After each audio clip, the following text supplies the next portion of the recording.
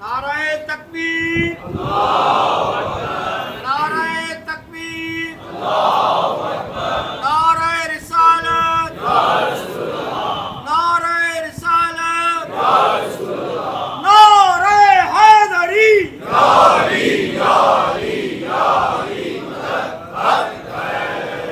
رحم اللہ من قرأ الفاتحہ۔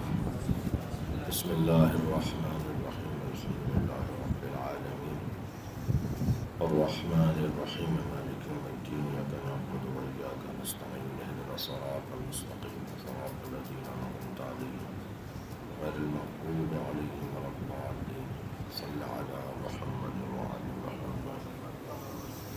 اعوذ باللہ من الشیطان الرجیم، بسم اللہ الرحمن الرحیم۔ الحمد للہ الذی لا یبلغ مدحتہ القائلون ولا یحصی نعماءہ العادون ولا یعدی حقہ المجتہدون، الذی لیس لصفتہ حد محدود ولا نعت موجود ولا وقت معدود ولا اجل ممدود، فطر الخلائق بقدرته ونشر الرياح برحمته، الصلاة والسلام على الرسول المسدد المصطفى الأمجد المحمود الأحمد، سيدنا ومولانا ومولى الكونين جد الحسن والحسين معاني والقاسم محمد،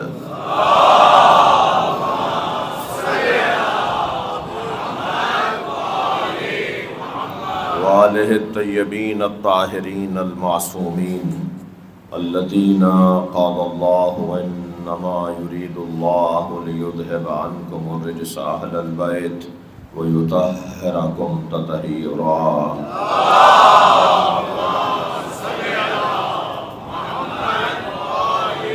ولعنۃ اللہ علی اعدائہم اجمعین من یوم عداوتہم الی قیام یوم الدین، اما بعد، قال الحکیم فی قرآن الکریم، بسم اللہ الرحمن الرحیم، ومن یخرج من بیتہ مہاجرا الی اللہ ورسولہ ثم یدرکہ الموت فقد وقع اجرہ علی اللہ وکان اللہ غفورا رحیما۔ صلوات۔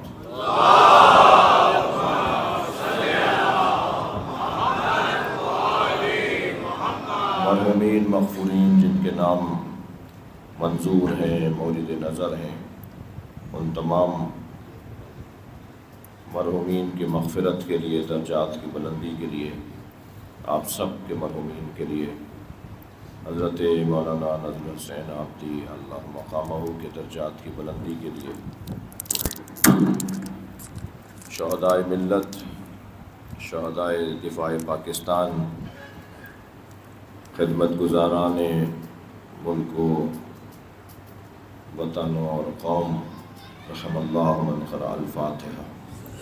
بسم اللہ الرحمن الرحیم، الحمد للہ رب العالمین، الرحمن الرحیم، ایاک نعبد و ایاک نستعین، اہدنا الصراط المستقیم، صراط الذین انعمت علیہم غیر المغضوب علیہم ولا الضالین۔ بسم اللہ الرحمن الرحیم، قل هو اللہ احد اللہ الصمد لم یلد ولم یولد ولم یکن له کفوا احد۔ بسم اللہ الرحمن الرحیم، قل هو اللہ احد اللہ الصمد لم یلد ولم یولد ولم یکن له کفوا احد۔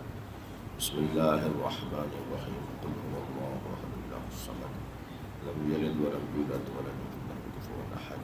اللہم صلی علی محمد وعلی محمد۔ مغفرت کے لیے بلند تر صلوات۔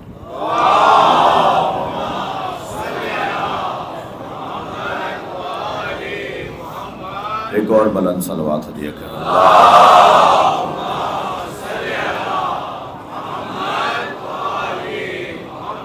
سورہ مبارکہ نساء ہے اور آیت کا نشان 100 ہے۔ آیت نمبر 100 پر اللہ ان لوگوں کی عظمت کو بیان کر رہا ہے جو اللہ کی خاطر اپنا گھر بار چھوڑ دیتے ہیں۔ ویسے بھی میرے عزیزو، مولا علی بھی یہی چاہتے ہیں کہ وطن سے ہجرت کرو مگر مقصد تمہارا اعلیٰ اور اولیٰ اور عرفہ ہونا چاہیے۔ فرماتے ہیں تغرب عن الاوطان فی طلب العلا، مولا علی کے شعر سنا رہا ہوں۔ فرماتے ہیں تغرب عن الاوطان فی طلب العلا، غربت اختیار کرو، تغرب غربت اختیار کرو، وطن چھوڑو، فی طلب العلا بڑے مقصد کی خاطر، بڑے ہدف کی خاطر اپنا وطن ترک کر دو۔ وطن سے پیار، وطن کو مرکز ماننا، وطن کو مرجع ماننا، وطن کی طرف رجوع رکھنا، وطن کی طرف پلٹ کر آنا، اس کے بارے میں بھی قرآن میں آیات ہیں۔ اپنے وطن کی طرف پلٹ کر آؤ۔ خاص طور پر علماء کرام سے تو اللہ نے قرآن میں یہی کہا ہے کہ فَلَوْلَا نَفَرَ مِن كُلِّ فِرْقَةٍ مِّنْهُمْ طَائِفَةٌ لِيَتَفَقَّهُوا فِي الدِّينِ لِيَتَفَقَّهُوا فِي الدِّينِ لِيَتَفَقَّهُوا فِي الدِّينِ وَإِذَا رَجَعُوا إِلَيْهِمْ لَعَلَّهُمْ يَحْذَرُونَ، اور جب دین سمجھ لو تو پھر وہاں پلٹ کر واپس آؤ کہ جہاں سے تم گئے تھے۔ تو علماء کرام کو اللہ نے یہ کہا ہے کہ جب اپنا وطن چھوڑ کر جاؤ اور دین کی تعلیم حاصل کر لو، فقہ کو سمجھ لو، دین کی فقہ حاصل کر لو، دین کی سمجھ حاصل کر لو، دین کی گہرائی تک پہنچو، تو پھر واپس پلٹ کر اپنے وطن میں آؤ اور اپنے ہی لوگوں تک اللہ کا پیغام پہنچاؤ۔ تو قرآن مجید میں وطن سے محبت، وطن میں پلٹ کر واپس آنا، وطن کی طرف توجہ رکھنا، وطن کا خیال رکھنا، اور یہ بھی یاد رہے کہ وطن سے مراد یہاں وطن شرعی ہے۔ وطن شرعی ایک شہر کو کہا جاتا ہے، وطن شرعی ایک شہر کو کہا جاتا ہے، ایک گاؤں کو کہا جاتا ہے، ایک قصبے کو کہا جاتا ہے۔ اس وقت پاکستان شاید جو ہے وہ سینکڑوں ڈسٹرکٹس کا ملک ہے، شاید سینکڑوں ڈویژنوں کا ملک ہے۔ تو یہ ہمارے تصور میں ہے کہ یہ پورا وطن ہے، یہ پورا وطن ہے، مگر اللہ نے کم سے کم وطن کی جو تعریف رکھی ہے وہ آپ کا اپنا شہر ہے۔ جب آپ اپنے شہر سے باہر نکلیں گے تو گویا آپ نے اپنے وطن کو ترک کر دیا ہے، اور وطن کی حد بھی وہی ہے جو نماز قصر ہونے کی اور روزہ چھوڑنے کی حد ہے۔ صلوات پڑھیں ذرا محمد وآلہ۔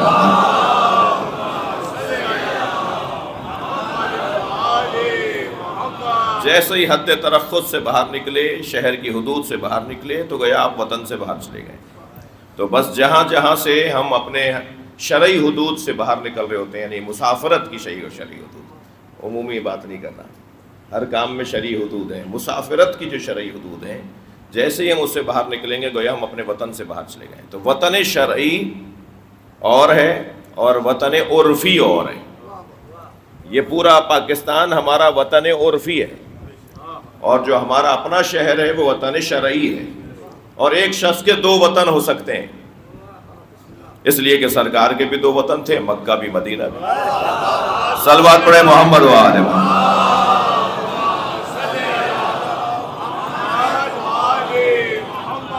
اب فرض کریں کہ سائیں حیدری صاحب مدین کے ہیں، مثلاً سائیں جو ہے وہ فرض کریں لاڑکانہ کے ہیں اور کراچی کے بھی ہیں، تو ان کے دو وطن ہو سکتے ہیں۔ یہ دونوں جگہ نماز پوری پڑھ سکتے ہیں، یہ دونوں جگہ روزہ رکھیں گے، مگر تیسری جگہ نہیں ہوگی کوئی ان کی۔ کافی نہیں ہے تو صلوات پڑھیں ذرا محمد وآلہ۔ اچھا بڑا مجمع بیٹھا ہے، مل کے صلوات دیا کریں گے۔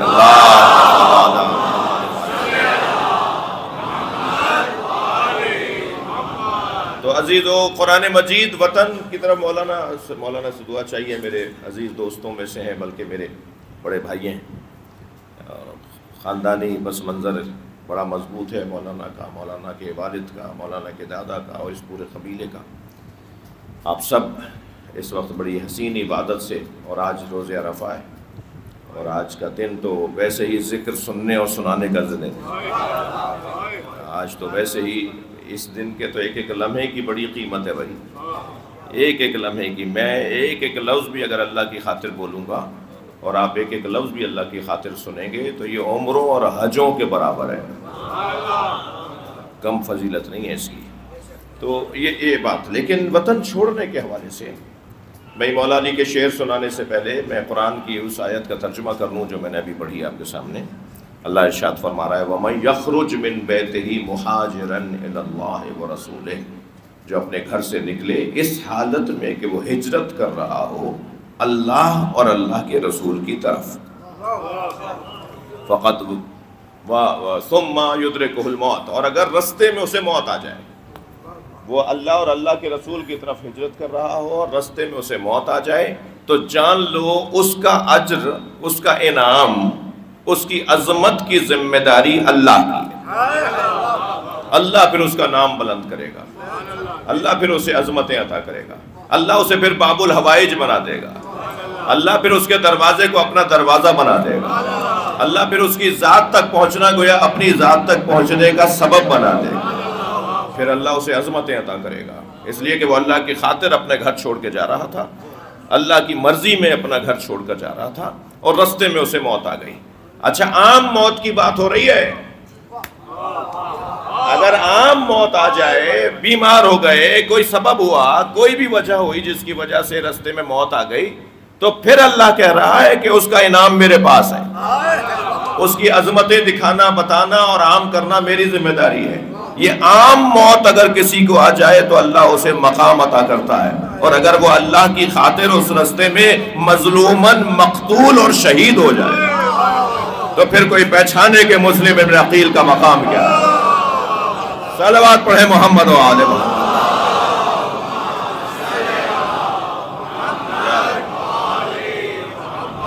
جو اللہ کی طرف اور اللہ کے رسول کی طرف ہجرت کرے۔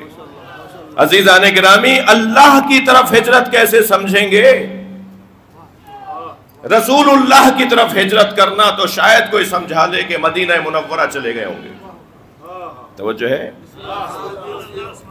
رسول اللہ کی طرف ہجرت، ہاں یہ جانوروں کا دور ہے، ایک صلوات پڑھیں ذرا محمد و آل محمد۔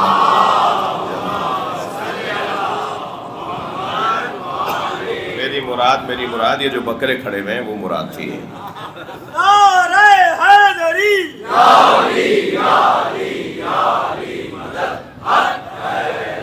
آپ میں سے بہت سو کو آوازیں نہیں آ رہی ہوں گی، ہمیں کچھ آوازیں آئیں تو اس کی طرف اشارہ تھا۔ توجہ چاہوں گا، آپ کی عنایات ہے میرے ساتھ، میں اس کا ممنون ہوں۔ وَمَن يَخْرُجْ مِن بَيْتِهِ مُهَاجِرًا إِلَى اللَّهِ، جو اللہ کی طرف اپنے گھر سے ہجرت کر کے جائے، تو اللہ کی طرف، اللہ کی تو کوئی طرف ہی نہیں ہے، اللہ کی تو کوئی سمت ہی نہیں ہے، اللہ کی تو کوئی جہت ہی نہیں ہے۔ اگر کوئی کہے کہ اللہ اوپر ہے تو یہ بھی مشرک، اگر کوئی کہے اللہ مکے میں ہے تو یہ بھی مشرک۔ اور حسین بحث کی ہے علامہ نقن صاحب نے، فرماتے ہیں اگر کوئی یہ کہے اللہ خانہ کعبہ میں ہے تو مشرک، اور اگر کوئی کہے اللہ خانہ کعبہ میں نہیں ہے تو ابھی مشرک۔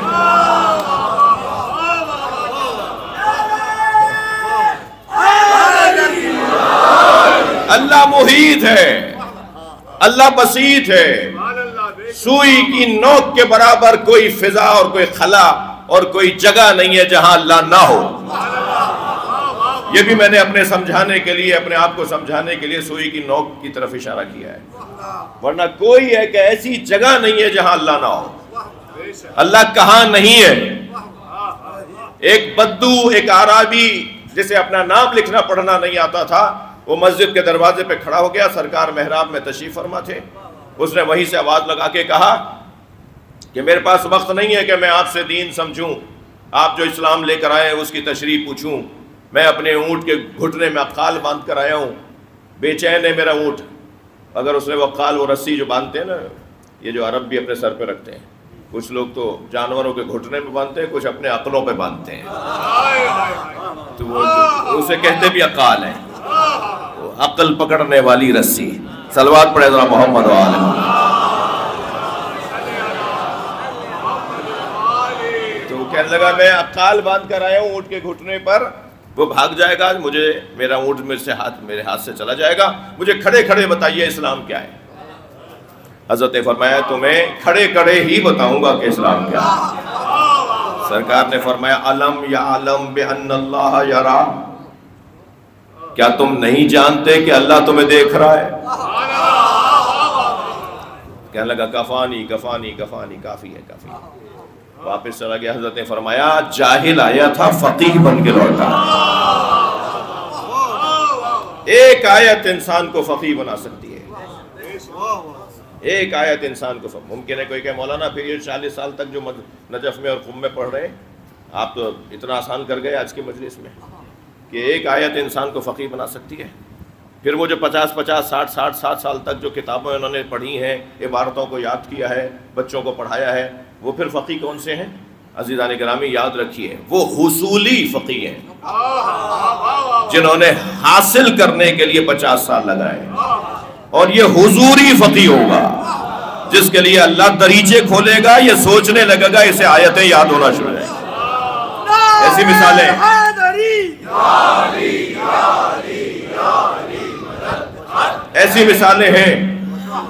ایسی مثالیں ہیں، اسے نام لکھنا نہیں آتا، اسے نام پڑھنا نہیں آتا، مگر پورے قرآن کا ایک رات میں حافظ ہو گیا۔ ایسی مثالیں ہیں ہمارے پاس، ایک رات میں اللہ نے اس کے لیے دریچے کھولے، اور یہ وہی قاعدہ اور قانون ہے۔ ادھر قرآن کہہ رہا ہے جی کہ ایک رات میں، نبی فرما رہے ہیں کہ یہ آیت جاہل تھا فقیہ بن کے لوٹا ہے، اور ادھر سیدہ کیا فرما رہی ہیں؟ سیدہ کا یہ قول، یہ آیت جو میں نے پڑھی ہے اسے بھی فریم کروایا جائے، اپنے گھروں میں ڈرائنگ روموں میں لگایا جائے، اپنے آفسوں میں لگایا جائے۔ الم یعلم بان اللہ یرا، نہیں جانتے کہ اللہ دیکھ رہا ہے؟ کیا تم نہیں جانتے کہ اللہ دیکھ رہا ہے؟ کون سی جگہ ہے جہاں اللہ نہیں دیکھ رہا؟ کہاں ہے جگہ کے کون سی، کہاں بھاگ کے جاؤ گے جہاں اللہ نہیں دیکھ پائے گا؟ اللہ تو ہر جگہ دیکھ رہا ہے۔ ایسے ہی ایک قول جناب زہرا کا فریم کروانے کی ضرورت ہے۔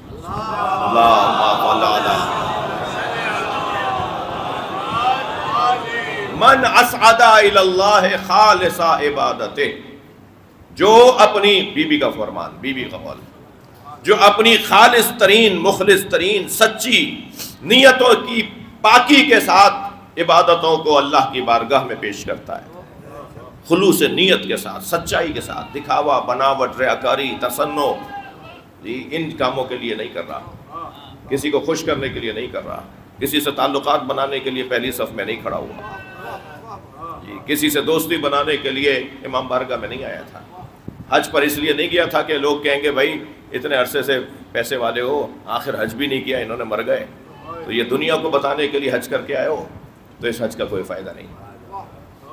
صرف بیوی فرما رہی ہے اللہ کی خاطر، من اخلص للہ خالصا، من اسعدا الی اللہ خالص عبادتہ، جس نے اللہ کی بارگاہ میں خالص ترین عبادت، خالص عبادت اللہ کی بارگاہ میں پیش کی، احبط اللہ الیہ افضل مصلحتہ، پھر اللہ اس کے لیے آسمان سے بہترین مصلحتوں کو اور بہترین مفادوں کو اور بہترین حکمتوں کو نازل کرتا ہے۔ یہ جو غیب سے چیز آتی ہے نا، یہ پھر ملتی ایک آدھ دو کو ہی ہے پورے معاشرے میں، ہوتے وہ 2 4 5 10 ہی ہیں، 1-2% سے زیادہ لوگ نہیں ہوتے، مگر وہ لوگ وہ ہوتے ہیں کہ جو ریاضت کر کے اپنے خلوص کے ساتھ اللہ کی بارگاہ میں اپنا مقام بنا لیتے ہیں، اور پھر اللہ انہیں اپنی عطاؤں سے نوازتا ہے۔ جی جو اللہ کی خاطر ہجرت، اللہ کہاں ہے بھائی؟ مولانا مجھے آپ نے بتایا نہیں تھا کہ 1 گھنٹہ بولنا ہے یا 2 گھنٹے بولنا ہے؟ 3 گھنٹے؟ جو 3 گھنٹے پڑھوانا چاہ رہے ہیں بلند صلوات پڑھیں۔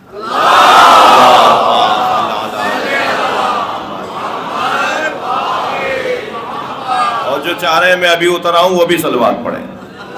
صلوات تو اہل بیت پہ ہے، نہیں بھائی مل کر صلوات ادا کریں۔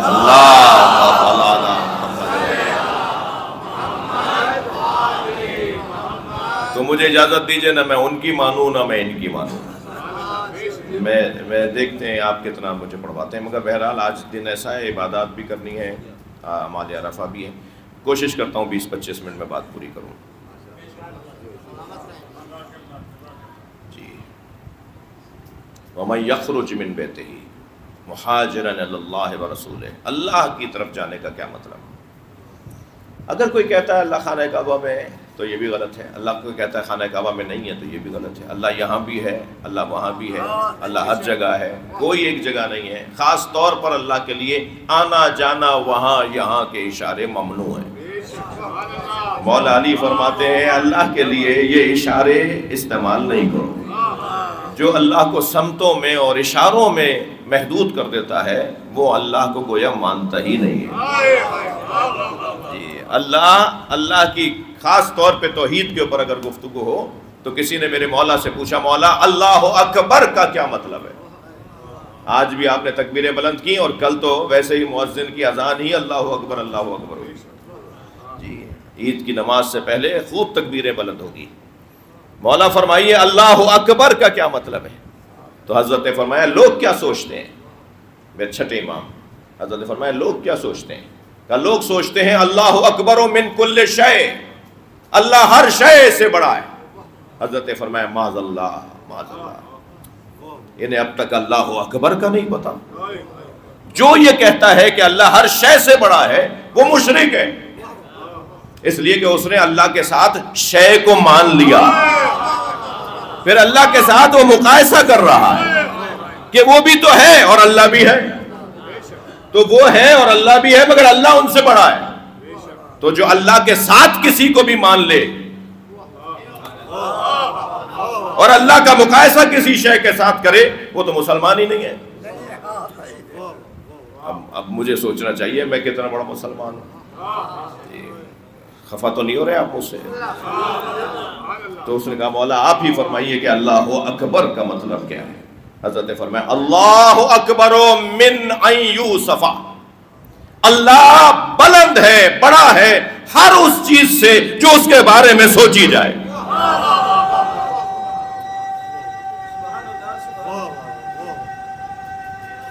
مل کر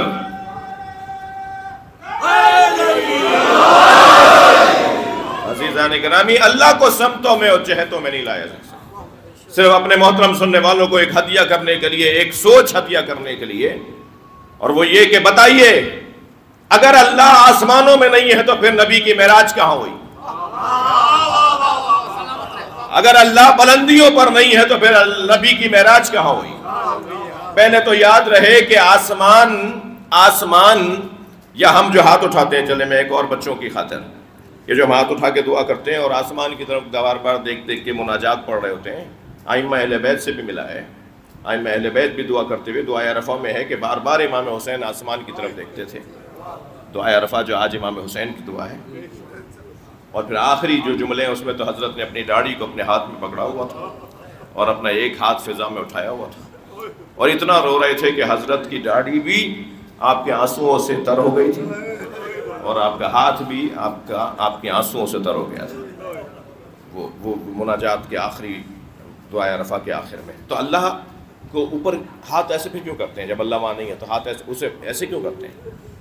جی ہم اللہ کی بارگاہ میں جو ہاتھ ایسے بلند کرتے ہیں نا، جوڑ کے بیٹھ جاتے ہیں، تو یاد رہے یہ اس وجہ سے نہیں ہوتا کہ اللہ اوپر ہے، بلکہ یہ ہاتھ کا پھیلانا عاجزی ہے، اور اللہ کی بارگاہ میں سب سے بڑی عبادت عاجزی ہے۔ یہ نماز بھی عاجزی کی وجہ سے افضل عبادت ہے، بہترین عبادت اس وجہ سے۔ دوسری بات یہ رہے کہ یہاں آسمان سے مراد سمو مادی نہیں ہے، ہر بلندی کو آسمان کہتے ہیں، ہر بلندی کو آسمان کہتے ہیں۔ اب وہ بلندی تصوراتی بلندی ہو یا وہ بلندی مادی بلندی، قرآن نہیں کہتا کہ ہم نے آسمان سے پانی برسایا، تو پانی تو بادلوں سے برستا ہے، آسمان سے کہاں برستا ہے؟ تو یہاں آسمان سے مراد سمو ہے، بلندی ہے۔ صلوات پڑھے اللہ محمد اللہ کے بارے میں جب ہم اس کی بارگاہ میں حاضری دیں تو یہ تصور میں لا کے حاضری دیں کہ ہم اس کی بارگاہ میں ہیں کہ جو بلند ہے۔ اب وہ بلند مادی طور پر بلند نہیں کہ وہاں ہے، نہیں وہاں نہیں، کہاں ہوئی پھر معراج؟ عزیزان گرامی اگر ہم کہیں کہ سدرۃ المنتہا اوپر کی طرف ہے تو ہم نے سمت میں محدود کر دیا، اور سمت میں محدود کرنے کی ہمیں اجازت نہیں ہے۔ لا ضد ولا ند ولا حد، مولا علی فرما رہے ہیں اللہ کی کوئی حد نہیں ہے، اللہ کا کوئی ضد نہیں ہے، اللہ کا کوئی ند نہیں ہے۔ کیا حسین خطبات ہیں توحید کے اوپر مولا علی کے. اللہ آسمانوں میں ہے، اللہ سدرۃ المنتہا بلندیوں پر ہے، یہ تصور جائز نہیں ہے. پھر کیسے مانیں کہ معراج کہاں ہوئی؟ وہ سدرۃ المنتہا قاب قوسین و ادنیٰ کہاں ہے؟ تو میں ایک نتیجہ دے رہا ہوں اپنے بزرگوں سے سیکھنے اور سمجھنے کے بعد، جہاں بھی عبد اور معبود کا فاصلہ مٹ جائے وہی معراج.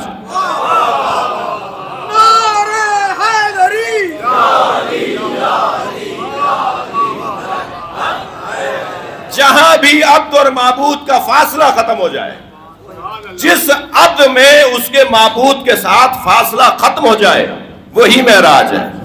اب سرکار دو جہاں کا ایک عبد کی حیثیت میں، عبد ہی بندے کو لے گیا تھا نا اللہ، سبحان الذی اسری بعبدہ، ایک بندہ گیا تھا معراج پر. تو جہاں عبد اور معبود کا فاصلہ ختم ہو جائے وہ معراج ہے. اب مجھے جملہ کہنے دیجئے، نبی کا اللہ سے جب فاصلہ ختم ہو گیا تو اسے عرش معلیٰ کہتے ہیں، اور جہاں حسین کا اللہ سے فاصلہ ختم ہو گیا اسے کربلا معلیٰ.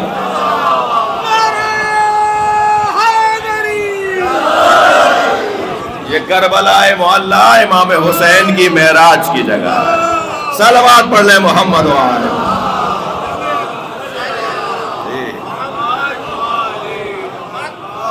اللہ کسی سمت میں نہیں ہے، بلکہ یہاں مراد بدنی طور پر ہجرت کرنا نہیں ہے. وَمَنْ يَخْرُجْ مِنْ بَيْتِهِ مُهَاجِرًا، بیت سے مراد، تفسیر عرفانی کر رہا ہوں، بیت سے مراد ذات ہے. یہ جو وجود ہے نا ہمارا، یہ ہمارا گھر ہے. یہ ہمارا جو وجود ہے یہ ہمارا گھر ہے. اس گھر سے نکلو، اس گھر سے نکلو، جی اس گھر سے نکلو. ٹنڈو آدم سے سانگڑ سے ٹنڈو آدم آتے جاتے بیچ میں پھاٹک آتا ہے، ایک ریلوے کراسنگ آتی ہے.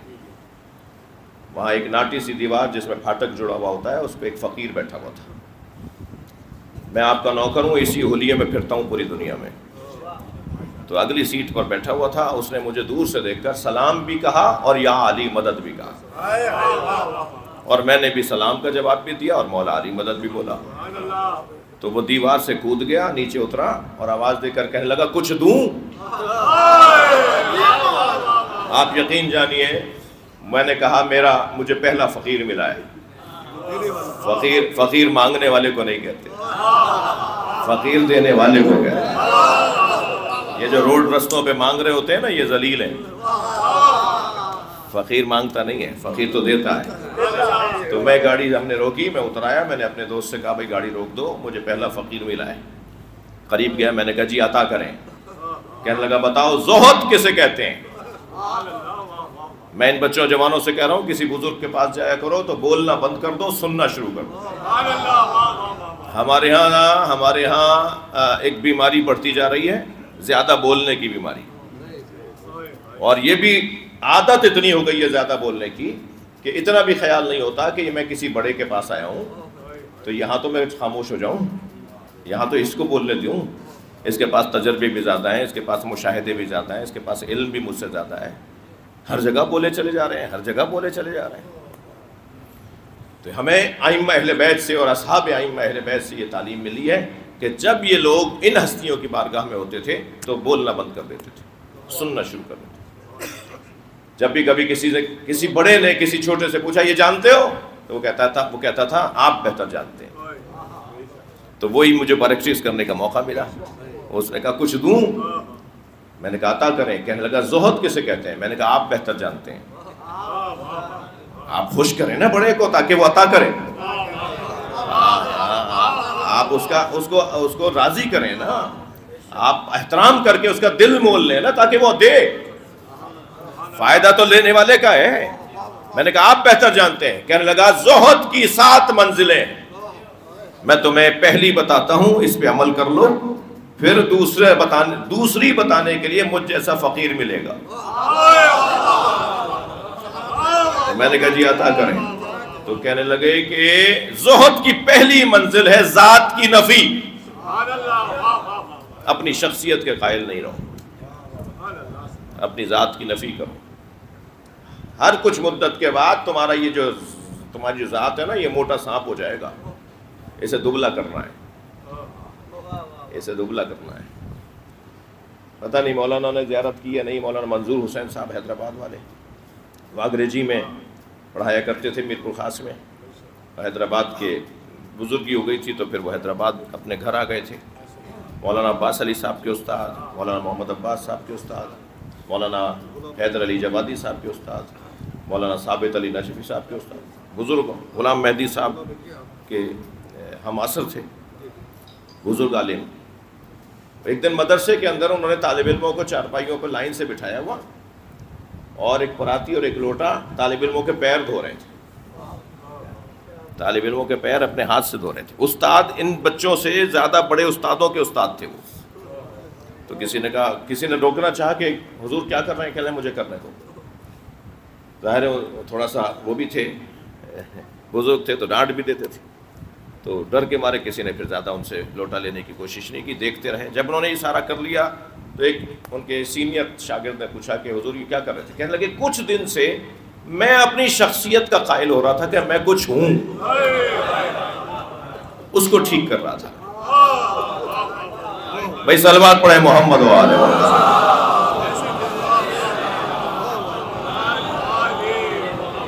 بڑے معاملات سیدھے ہو جائیں اگر میں اپنے آپ کو قابو میں لے آؤں۔ صلوات پڑھ لیں ذرا محمد و آلہ محمد۔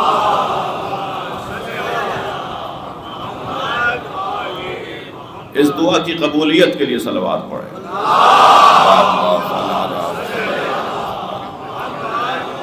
وَمَن يَخْرُجْ مِن بَيْتِهِ مُهَاجِرًا إِلَى اللَّهِ وَرَسُولِهِ، اپنی ذات سے نکلنا ہے۔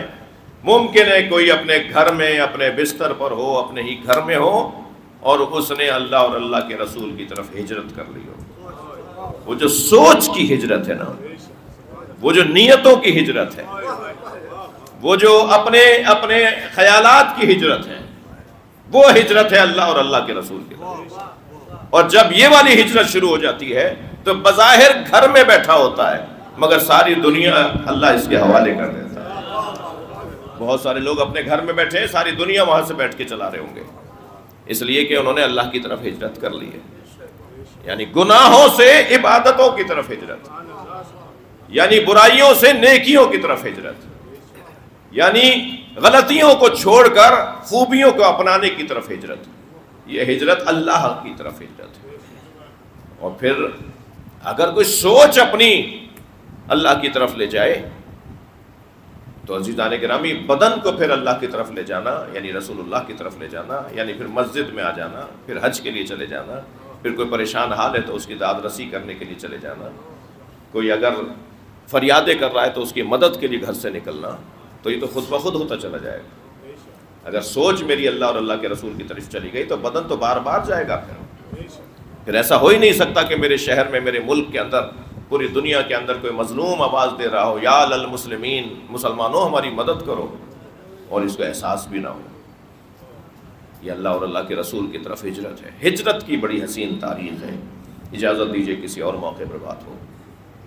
ہجرت کرنے والوں میں، تاریخی ہجرت کرنے والوں میں، ہاں، انبیاء کرام کی تاریخ ہے۔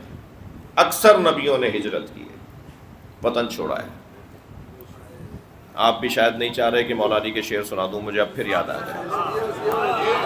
مولا فرماتے تغرب عن الاوطان فی طلب العلا، وطن کو چھوڑو بڑے مقصد کی خاطر۔ تغرب عن الاوطان، وطن کی جمع اوطان، اپنے وطنوں کو چھوڑو، فی طلب العلا سافر ففی الاسفار خمسۃ فوائد، سفر اختیار کرو، سفر اختیار کرنے سے 5 فائدے ہوں گے۔ علم و آداب و صحبت و ماجدی، تمہیں علم ملے گا، تعلیم تمہاری بڑھ جائے گی، آداب یعنی تہذیبوں سے آشنا ہو جاؤ گے، صحبت و ماجد بہترین دوست ملے گا، تفرج ہم و غم و اکتساب معیشتی، تمہاری بیماریاں دور ہوں گی اور تمہارا معاش اچھا ہو جائے گا۔ صلوات پڑھ لیں محمد و آلہ محمد۔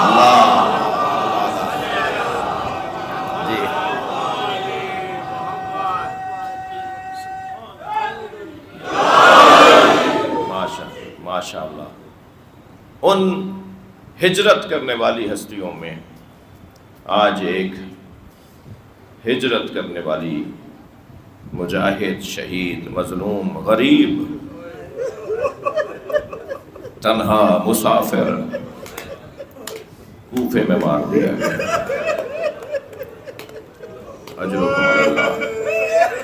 अल्लाह आपको किसी गम में न रुलाए सिवाय गम अहले बैत में हमें रोने रुलाने वालों में करार। आज़ादार ऐसे ही होते हैं। अभी तो मैंने कुछ पढ़ा ही नहीं है मगर आपकी आंखों में आंसू आ गए। चलिए अजीजों, कूफा चलते हैं। कूफे में एक मुसाफिर को घेर के मारा जा रहा है और मुसाफिर भी वो है कि जिसे हुसैन ने सफीर बनाया। कभी लफ्ज़ सफीर पर गौर हो। पाकिस्तान के सफीर जो मसलन लंदन में होंगे, मसलन फर्ज करें ईरान इराक में होंगे, जो सफीर होता है ना वो पूरी मुमलिकत के वजारतों का सफीर होता है। वो बिठाया जाता है वजारत खारजा की तरफ से, मगर वो जवाबदेह होता है उस मुल्क के अंदर तालीमी इदारे का भी, उस मुल्क के अंदर माशी मसाइल का भी, उस मुल्क के अंदर सयाहत के हवाले से भी। हर वजारत जो हमारे वतन में होगी, जो सफ़ीर होगा ना, सारी वजारतों का सफ़ीर है, पूरी मुमलिकत का सफ़ीर है। सफ़ीर पूरी मुमलिकत के मसाइल का जवाबदेह होता है उस मुल्क के अंदर। किसका सफ़ीर कौन बनाया गया है? इमाम हुसैन का सफ़ीर, इमाम के इल्म का सफ़ीर, इमाम की शजाअत का सफ़ीर, इमाम की गैरत का सफ़ीर, इमाम की इज्जत का सफ़ीर, इमाम की सखावत शजाअत का सफ़ीर, इमाम के हर उस कमाल का सफ़ीर हजरत मुस्लिम इब्न अकील आ गए हैं कूफे के अंदर। 18,000 लोगों ने हजरत सफ़ीर हुसैन हजरत मुस्लिम इब्न अकील के हाथों पे बैत की है। मगर अजीजों, ये दुनिया बड़ी आजमाइश की जगह है। कोई पैसे पे बिकता है, कोई खौफ से दबता है, कोई लालच का शिकार है, और कोई सुस्ती का और काहिली का शिकार है, और कुछ लाताल्लुकी की बीमारी में मुब्तला है। ये सारी बीमारियों के शिकार और कुछ लोग थे जो मुस्लिम को तन्हा छोड़ना नहीं चाहते थे, लिहाजा वो कूफे में मार दिए गए। हजरत हानी इब्न उर्वा को 1 महीने तक उनकी लाश को लटकाया गया ताकि कूफे में आइंदा कोई जुर्रत भी ना करे, कोई जुर्रत भी ना करे कि वो हक सच का साथ दे और अहले बैत का साथ दे। हजरत मुस्लिम की लाश 6 महीने तक लटकी रही। ये किया है अहले बैत के साथ। ये जो ताज़ा लोग अज़ादार हुए हैं ना, अभी मुसलसल अहले बैत के चाहने वालों में इजाफा हो रहा है, नए लोग शिया हो रहे हैं। उनके जहनों में सवालात की एक अलगार होती है। उन सवालों में एक सवाल ये होता है कि ये कैसे मुमकिन था कि इमाम हुसैन, ये कैसे हुआ होगा, ये ज़ाकिरीन गलत पढ़ते हैं, ये कैसे हुआ होगा कि इमाम हुसैन पे घोड़े दौड़ा दिए होंगे।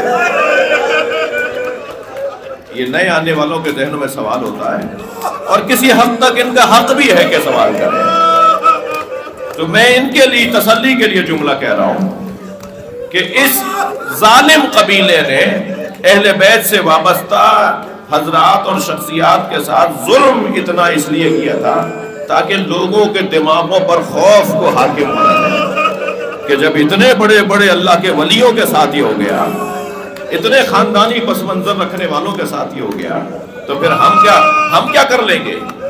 एक खौफ को हाकिम कर दिया। हुसैन के जोड़ को अलहदा कर दो, हुसैन के बदन पे घोड़े दौड़ा दो, ताकि मुद्दतों लोग, सदियों तक जालिमों को खुली छूट मिल जाए और कोई जुर्रत न कर पाए जालिमों के खिलाफ बात करने की। जब हुसैन के साथ ऐसा हो गया, आपने देखा इतना बड़ा नाम, इतना बड़ा कबीला, अकील का बेटा, अबू तालिब का पोता कूफे में खींचा जा रहा, घसीटा जा रहा, पैर में रस्सी बांध ली है और कूफे की गलियों में हजरत मुस्लिम के लाशे को खींचा जा रहा है। अजरुकमल अल्लाह। जिनके मजहब में रोना जायज है वो कुछ देर के लिए मेरे साथ कूफा आ जाए।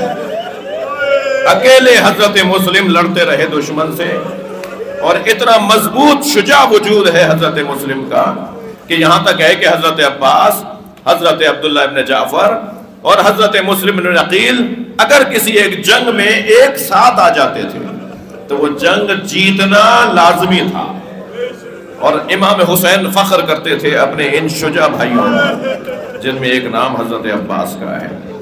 آپ آج محرم کو حضرت عباس کا علم اٹھاتے ہیں نا، آج 9 ذی الحجہ حضرت مسلم کا علم اٹھانے کا دن ہے۔ باب الحوائج سے کم نہیں ہے حضرت مسلم۔ اجرکم اللہ، اجرکم اللہ، جن کے مذہب میں رونا جائز ہے تکلف نہ کرے۔ غربت میں حضرت مسلم نے تنہا رہ کر حضرت مسلم نے ہزاروں کا مقابلہ کیا، اور جب دشمن سے حضرت مسلم مارے نہیں جا رہے تھے تو پھر یہ ان کا پرانا طریقہ ہے دھوکہ دے کے مارنا۔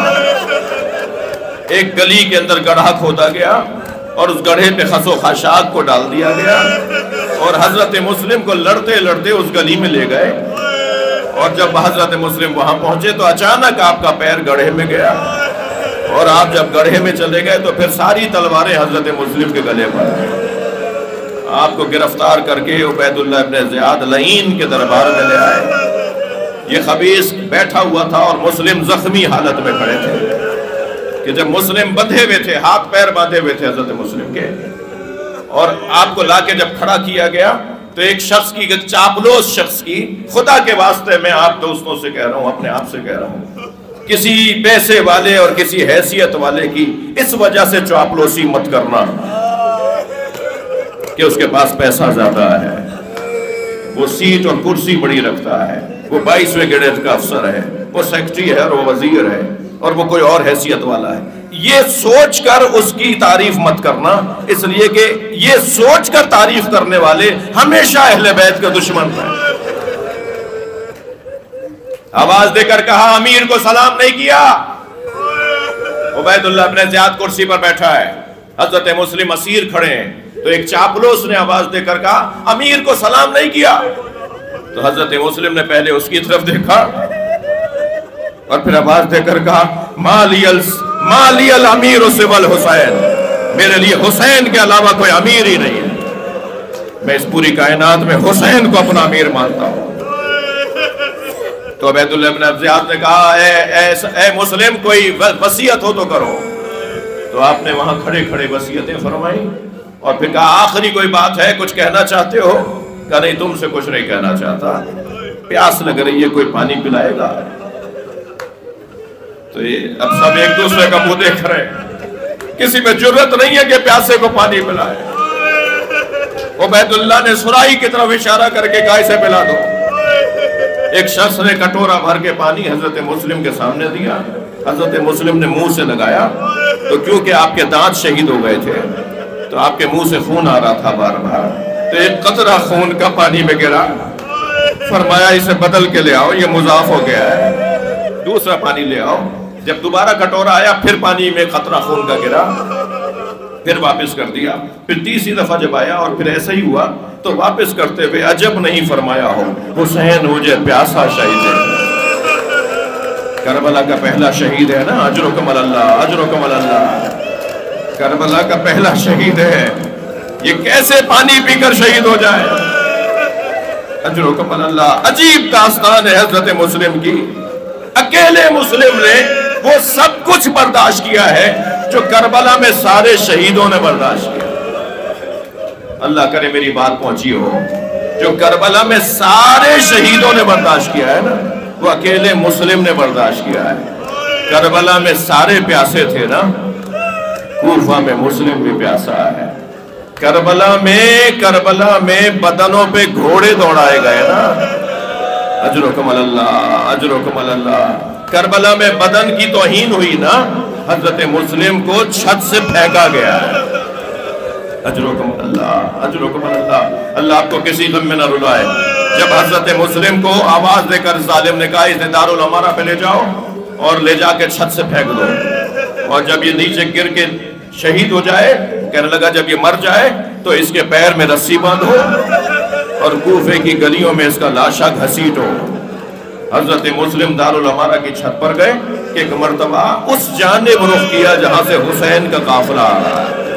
آواز دے کر کہا السلام علیکہ یا ابا عبداللہ۔ امام مقام ثعلبیہ پر تھے کہ ایک مرتبہ امام نے آواز دی علیکہ السلام یا اخی مسلم۔ حضرت عباس قریب آ گئے، مولا کیا میرا بھائی مسلم آ گیا؟ فرمایا عباس پہلے مسلم کی بچیوں کو لے کر آؤ۔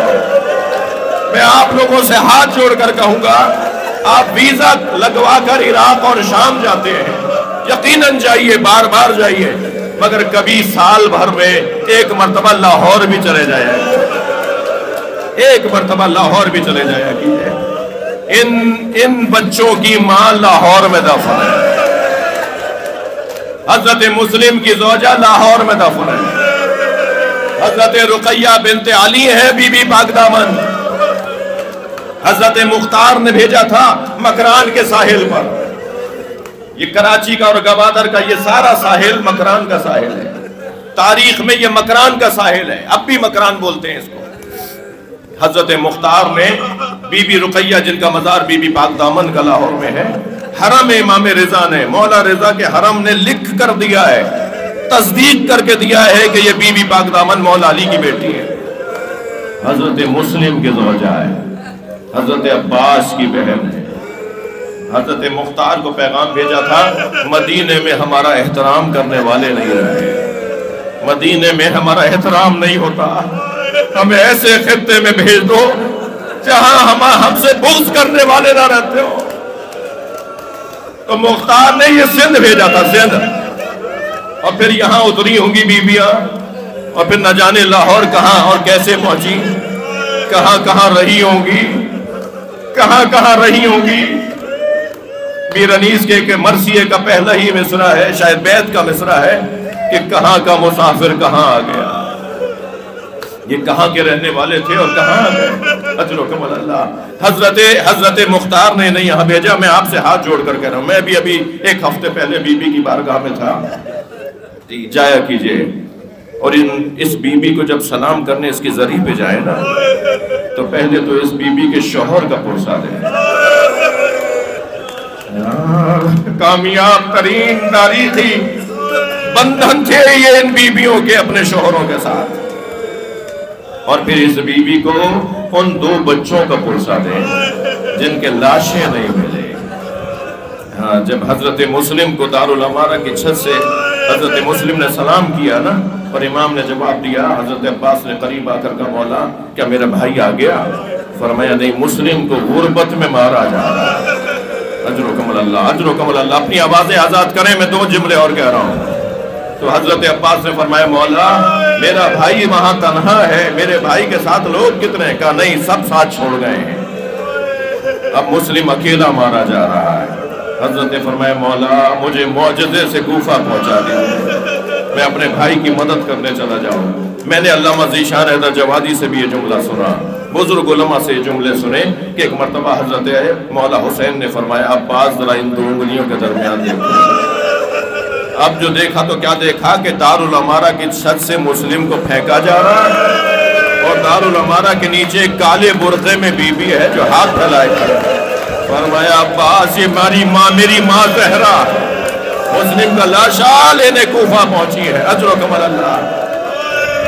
کوفے کا بازار ہے اور مسلم کا لاشا ہے۔ اللہ لعنت اللہ علی الظالمین۔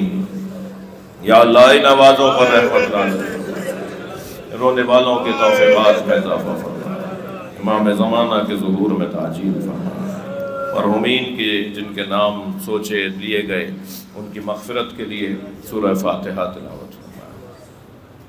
بسم اللہ الرحمن الرحیم الرحمن الرحیم مالک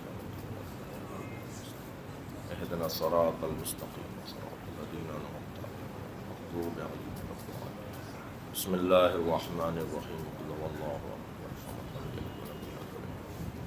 اللہم صلی علی محمد وعلی محمد۔ مغفرت کے لیے بلند تر صلوات اللہم صلی علی محمد۔ یا حسین شادمان رضا نونا پڑھیں گے، یا حسین